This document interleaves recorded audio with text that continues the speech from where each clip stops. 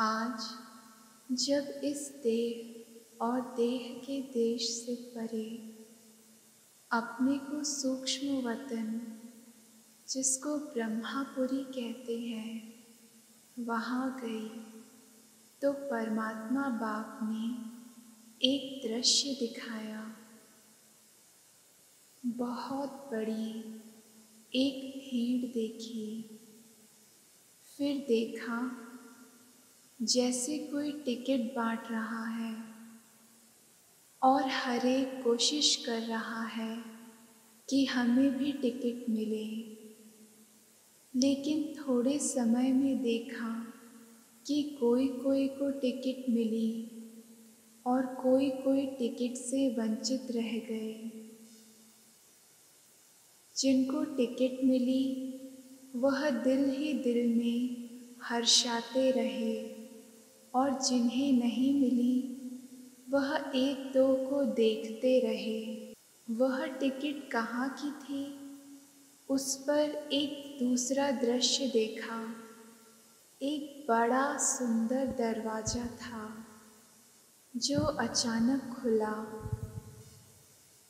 जिन्हों के पास टिकट थी वह तो दरवाजे के अंदर चले गए और जिनके पास टिकट नहीं थी वह बड़े ही पश्चाताप से देख रहे थे। उस गेट पर लिखा हुआ था स्वर्ग का द्वार। बाबा ने रहस्य सुनाया कि परमात्मा बाप सभी बच्चों द्वारा सतयुगी नई सृष्टि स्वर्ग में चलने की टिकट दिला रहे हैं, परंतु कई बच्चे सोच रहे हैं कि अब नहीं, बाद में ले लेंगे। लेकिन ऐसे न हो कि यह टिकट मिलना बंद हो जाए और स्वर्ग में जाने से वंचित हो जाएं। बाबा ने कहा, कई आत्माएं सुनती हैं, सोचती हैं कि यह कार्य क्या चल रहा है, तो बाप दादा बच्चों प्रति यही शिक्षा दे रहे हैं कि यह जो समय आने वाला है, आप जो अब सोच रहे हो, सोचते सोचते अपने भाग्य को गंवा न दो। यह दृश्य दिखाया। फिर दूसरी सीन देखी कि नदी बह रही थी। उस नदी में दूर दूर से कई लोग आकर स्नान कर रहे थे।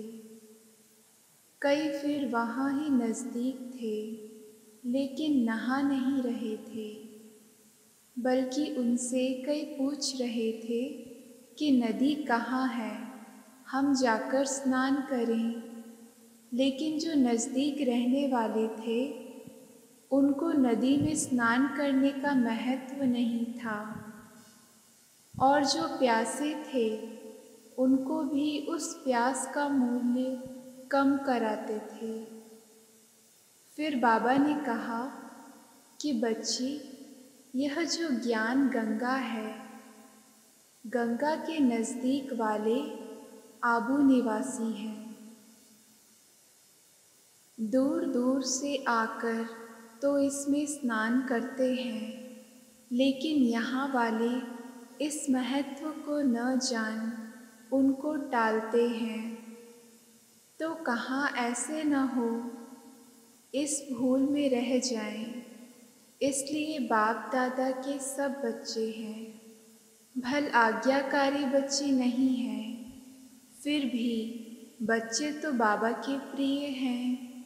तो बच्चों को बाबा शिक्षा देते हैं कि यह अमूल्य समय जो ज्ञान गंगा में नहाने का मिल रहा है वह कभी गंवा न देना।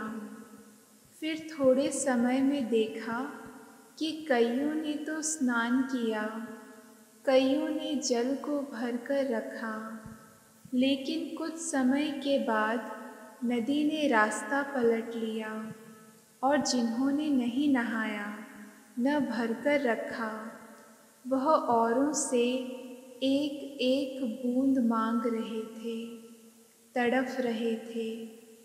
तो बाबा ने कहा, यह समय अभी आने वाला है।